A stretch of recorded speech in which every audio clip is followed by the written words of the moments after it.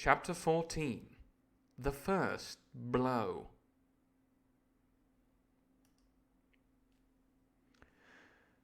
I was so pleased at having given the slip to Long John that I began to enjoy myself and look around me with some interest on the strange land that I was in. I had crossed a marshy tract full of willows, bulrushes, and odd, outlandish, swampy trees, and I had now come out upon the skirts of an open piece of undulating, sandy country, about a mile long, dotted with a few pines and a great number of contorted trees, not unlike the oak in growth, but pale in the foliage, like willows. On the far side of the open stood one of the hills, with two quaint, craggy peaks, shining vividly in the sun. I now felt for the first time the joy of exploration. The isle was uninhabited. My shipmates I had left behind, and nothing lived in front of me but dumb brutes and fowls. Don't know what he's referring to there. I'm guessing a couple of goats, probably the occasional parrot. Not a human being in sight. I turned hither and thither among the trees. Here and there were flowering plants, unknown to me. Here and there I saw snakes. Very exciting for a young lad from the southwest coast of England in the 18th century. An actual living snake. He's probably never seen one, unless he's been lucky enough to spot an adder or a grass snake, or mistakenly consider a slow worm a snake. This, I'm imagining, is probably a king snake or a coral snake. Coral snake, the dangerous one. A king one, the one that looks like a coral snake but not actually dangerous. Either way, Jim's looking at one right now. One raised his head from the ledge of a rock and hissed at me with a noise not unlike the spinning of a top. Maybe that's a clue as to what kind of snake it is. Is it a rattlesnake? Rattlesnakes live in the desert. They don't live on islands. Little did I suppose that he was a deadly enemy, and that the noise was the famous rattle. I've made a fool of myself. It's a rattlesnake. It's exactly what it is. But then has Robert Louis Stevenson made a fool of himself, because I don't think you get rattlesnakes on islands. I'm sure someone can correct me in the chat, but to my knowledge, the rattlesnake lives in the interior desert climes of the North American continent. It does not live on small, scarce inhabited volcanic upthrusts in the Caribbean, we've assumed. Or maybe it's off Florida. A lot of piracy going on off the coast of Florida in the 17th and 18th century, so maybe it's somewhere around there. That would be my guess. I still don't know if that guarantees you a rattler. Unless it's a rattler on a cruise, much like these. Maybe it's a pirate rattler. Maybe it's a rattler whose ancestors were brought to the island by Captain Flint, just as one of his, yet another of his mad bastard pirate tricks.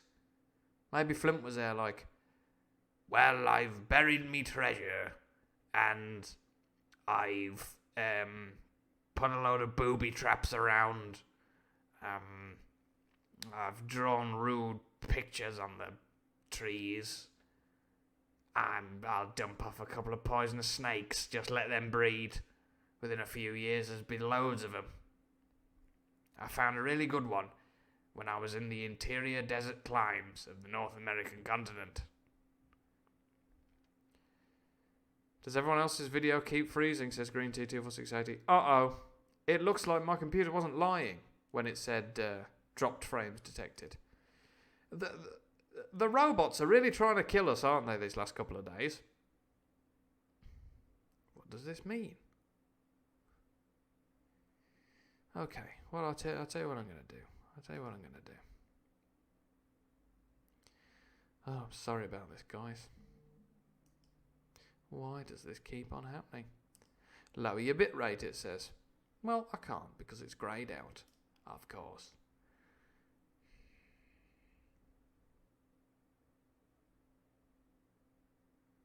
Seems okay now, says 50 pence. Maybe it is okay now. Well, it's completely ruined my very interesting lecture on snakes. I'll tell you that much. Priority. Frame rate. Should be fine. Auto framing. Oh. I just zoomed in on my own face. How are we doing now, everybody? Is it okay now? Let me know, and then I'll carry on reading. My goodness. This technology.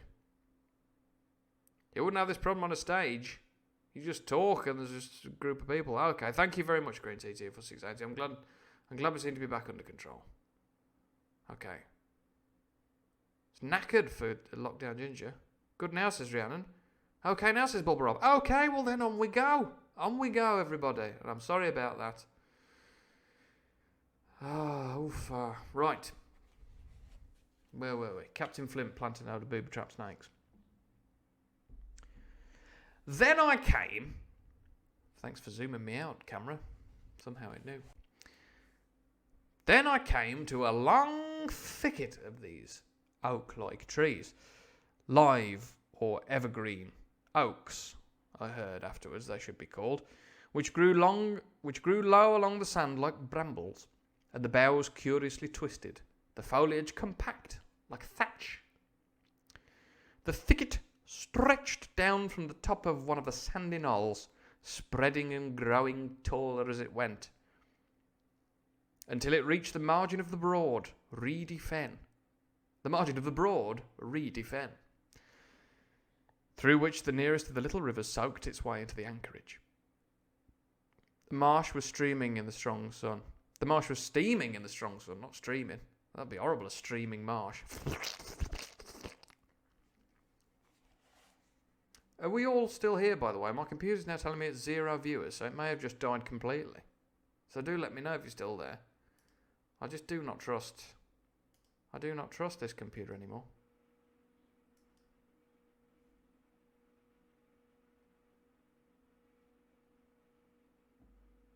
Okay.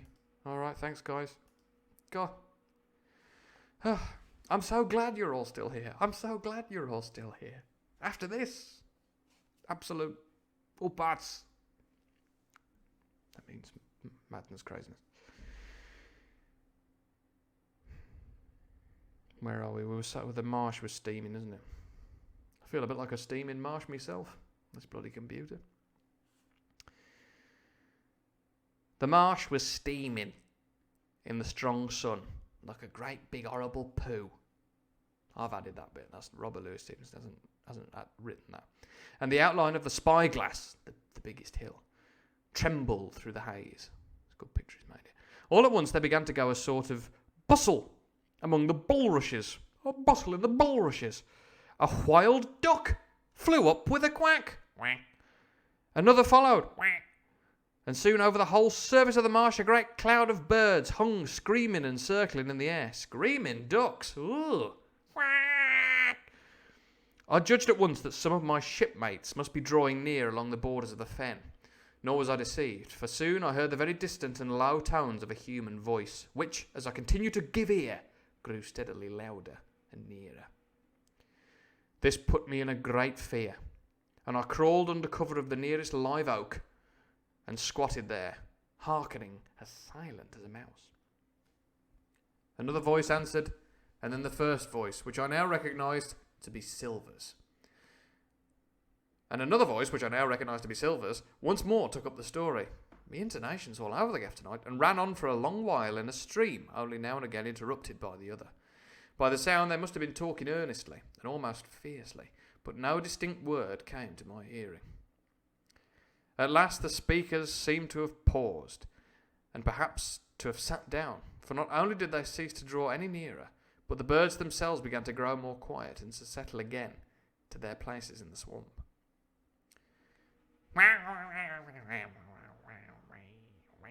Back to normal. And now I began to feel that I was neglecting my business. That since I'd been so foolhardy as to come ashore with these desperadoes, the least I could do was to overhear them at their councils, and that my plain and obvious duty was to draw as close as I could manage under the favourable ambush of the crouching trees. I could tell the direction of the speakers pretty exactly, not only by the sound of their voices, but by the behaviour of the few birds that still hung in alarm above the heads of the intruders. There's still a couple of ducks just going, over the top of him. Crawling on all fours, I made steadily but slowly towards them, till at last, raising my head to an aperture among the leaves, I could see clear down into a little green dell beside the marsh, and closely set about with trees, where Long John Silver and another of the crew stood face to face in conversation. The sun beat full upon them. Silver had thrown his hat beside him on the ground, and his great, smooth, blonde face. Oh, he's blonde. I didn't envisage him as blonde. Anybody envisage him as blonde? I think in my head he was just Robert Newton, I think. Quite dark-haired, bushy-browed. But he's blonde. He's got a smooth, blonde face. That's surprising. His smooth, blonde face, all shining with heat, like a big old smooth, blonde ham, was lifted to the other man's in a kind of appeal. "Mate," he was saying, "it's because I think's gold dust to you. Gold dust! And you may lay to that. If I hadn't took to you like pitch, you think I'd have made you a warning of you? All's up. You can't make nor mend.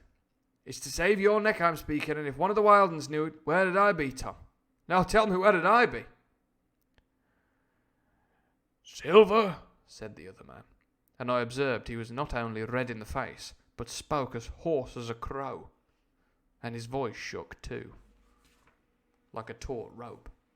So he's coarse with a shaking voice. "Silver," says he, "you're old, and you sound old, with your quivering taut voice, and you're honest, or has the name for it, and you've money too, which lots of poor sailors hasn't, and you're brave, or I'm mistook. And will you tell me you'll let yourself be led away with that kind of mess of swabs? Not you. As sure as God sees me, I'd sooner lose me hand. If I turn agin me duty..." And then all of a sudden he was interrupted by a noise. Sean Bean Sharp Blonde says, Minislot 997, talking about Long John. Maybe Long John has been played by Sean Bean this whole time. Sean Bean would be a cracking Long John Silver. "Hey, you bastard. Hagman, you bastard. Take the men aboard. You bastard. Get that treasure, you bastard. Jim Hawkins, you bastard. Get that... I can't really do Sean Bean, to be honest. Just saying bastard over and over again, haven't I? You bastard. Sorry to any young guns listening. They won't be. "If I turn agin me duty..." And then all of a sudden, he was interrupted by a noise. I'd found one of the honest hands. Well, here at that same moment came news of another. Far away out in the marsh there arose, all of a sudden, a sound like the cry of anger, then another on the back of it, then one horrid, long-drawn scream. Well, I've got to try and replicate that. "Aye!" That's the cry of anger. "Aye!" The other one on the back of it. Then, "Ah!" One long, drawn-out scream. "Aye! Aye! Aye! Aye!" The rocks of the spyglass re-echoed it a score of times. "Aye! Aye! Aye! Wow! Oh! Ah!" The whole troop of marsh birds rose again, darkening heaven with a simultaneous whir. Ah! And long after that death yell was still ringing in my brain, silence had re-established its empire, and only the rustle of the redescending birds, really fed up now, these ducks, and the boom of the distant surges disturbed the languor of the afternoon. Tom had leapt at the sound, like a horse at the spur, but Silver had not winked an eye. So all that sounded like, "Ah! Ah!" Long John's looking at Tom's like that. Long John just doing this. Hang on. "Ah! Ah!" Dead eye like that. You know, in like a proper like psycho, just like you got it in for someone. Like that. He stood where he was, resting lightly on his crutch, watching his companion like a snake about to spring. "John," said the sailor, stretching out his hand. "Hands off!" cried Silver, leaping back a yard, as it seemed to me, with the speed and security of a trained gymnast. It's another one of the Yoda moments. "Get your hand off me!" Backflip onto his crutch.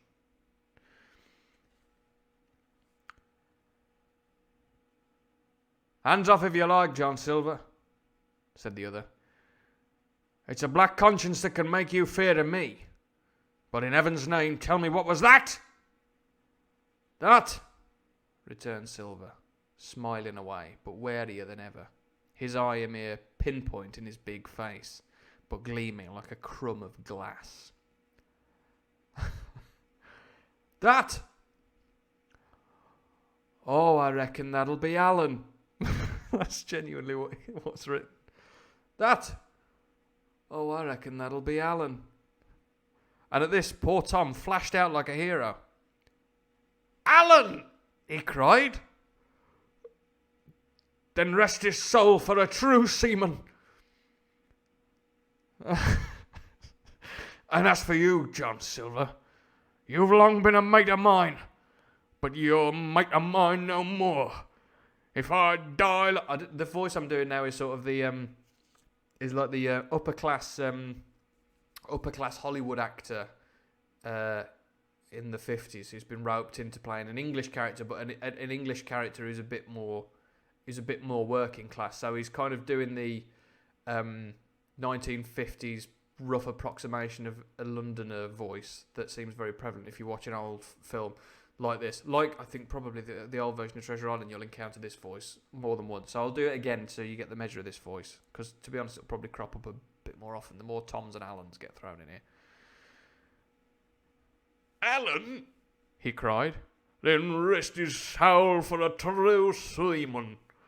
And as for you, John Silver, long you've been a mate of mine, but you are a mate of mine no more. If I die like a dog, I'll die in my duty." D-O-O-T-Y. Duty. You've killed Alan, have you? Kill me too if you can, but I defies you. So Alan, I'm just imagining Alan Partridge is the person who's killed. So poor old bastard Alan has just been with the rest of the crew. And he's like, "Oh, what a fantastic island! I can really see myself setting up. But hey, fellas, what are you doing? You're all looking pretty menacing there with your gullies and your muskets. Hi, on the nose, ah!" That's the end of Alan. "You've killed Alan, have you? Well, you ain't my mate no more, John Silver. Kill me too if you can, but I defies you." And with that, this brave fella turned his back directly on the cook and set off walking for the beach. But he was not destined to go far. With a cry, I'm proper, like this is quite serious. I imagine a thing like Long John when he's got his like haymaker up. Long John's like that. He's always like, "All right, mate, don't you worry about that. Yeah. Look, Tom, I'm telling you, I think the world of you, but I think you should join us. I don't think you should be with this squire." "Well, if you kills Alan, Long John, I ain't your mate no more. Kill me if you can." Long John's like that. He goes for him. With a cry, John seized the branch of a tree, whipped the crutch out of his armpit, and sent that uncouth missile hurling through the air. He's lobbed his crutch at him. It struck poor Tom point foremost, and with stunning violence, right between the shoulders, in the middle of his back. His hands flew up. He gave a sort of gasp. Calling back there to our to Blind Pew, and he's got Jim's arm. He's like, "Ah!" Javelins his crutch at him. Forward like that. Down. Whether he were injured, much or little, none could ever tell. Like enough, to judge from the sound, his back was broken on the spot. He shook that really hard. He's bossed his back. But he had no time to recover.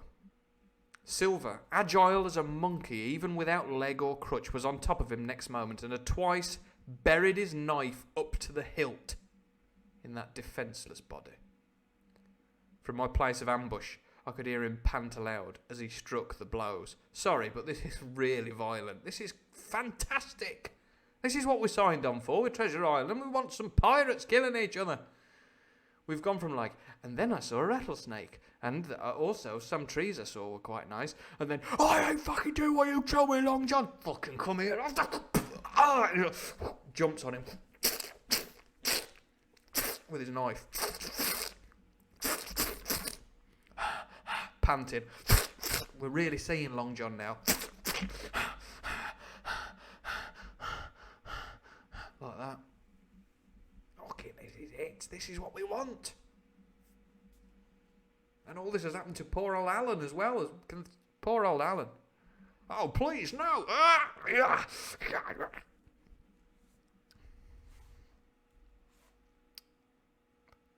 Anyway. I do not know what is right. I do not know what it rightly is to faint. But I do know that for the next little while, the whole world swam away from before me in a whirling mist. Yeah, that's a violent escalation. And he's only 6. He's only 6.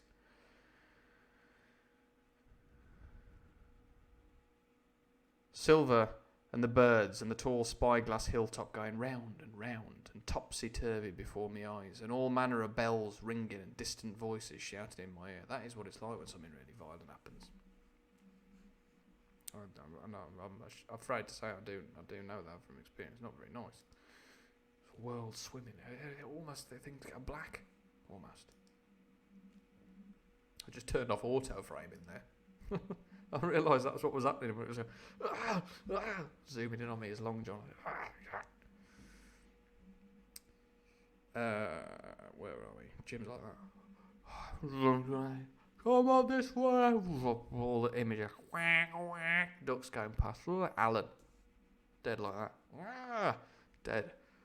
Tom's knife out his back. Long John like that. Long John like that. Over there! Like that to his mate. Over there! Bells ringing, distant voices shouting in my ear. When I came to myself, again to myself, the monster had pulled himself together, his crutch under his arm, his hat upon his head. Just before him, Tom lay motionless upon the sward, the ground. But the murderer minded him not a whit, cleansing his blood-stained knife, the while upon a wisp of grass.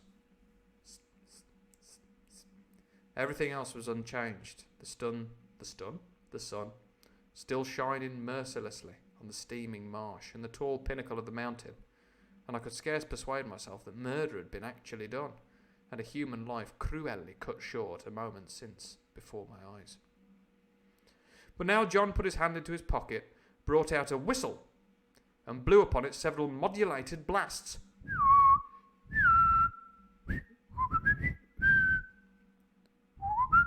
That's the noise my nan's minor bird used to make. Good morning, Chalky. His name was Chalky.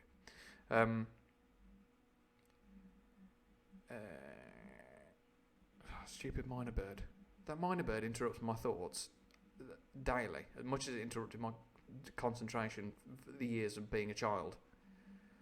Grandad, where's that? You are? I've forgotten now. Fucking bird. It's doing it from beyond the grave. It's ruined our story. Here we are. Several modulated blasts that rang far across the heated air. I could not tell, of course, the meaning of the signal, but it instantly awoke my fears. More men would be coming. I might be discovered. They had already slain 2 of the honest people. After Tom and Alan, might not I come next? If they've killed Alan, I saved Jim. Instantly I began to extricate myself and crawl back again, with what speed and silence I could manage, to the more open portion of the wood. As I did so, I could hear hails coming and going between the old buccaneer and his comrades. "Over there, lads! We're coming, John!" And this sound of danger lent me wings. You would run. You would run. As soon as I was clear of the thicket, I ran as I never ran before, scarce minding the direction of my flight, so long as it led me from the murderers. And as I ran, fear grew and grew upon me until it turned into a kind of frenzy. Indeed, could anyone be more entirely lost than I? When the gun fired, how should I dare to go down to the boats among those fiends, still smoking from their crime? That's a great turn of phrase. Would not the first of them who saw me wring my neck like a snipe's? Would not my absence itself be an evidence to them of my alarm, and therefore of my fatal knowledge? It was all over, I thought. Goodbye to the Hispaniola. Goodbye to the squire. Goodbye, goodbye. The doctor. Goodbye, Jim. Goodbye. And the captain. All right, youth, ta-da. There was nothing left for me but death by starvation, or death by the hands of the mutineers. All this while, as I say, I was still running, and without taking any notice. And the doctor's wig. Goodbye. The doctor's wig floating past. And goodbye to the doctor's wig. But it doesn't say anything. He can't talk, it's a wig. Nothing left to me but death by starvation or death by the hands of the mutineers. All this while, as I say, I was still running, and without taking any notice, I had drawn near to the foot of that little hill with the two peaks, and had got into a part of the island where the live oaks grew more widely apart, and seemed more like forest trees in their bearing and dimensions. Mingled with these were a few scattered pines, some 50, some nearer 70 feet high. The air, too, smelt more freshly than down beside the marsh. And here, a fresh alarm brought me to a standstill with a thumping heart. End of chapter.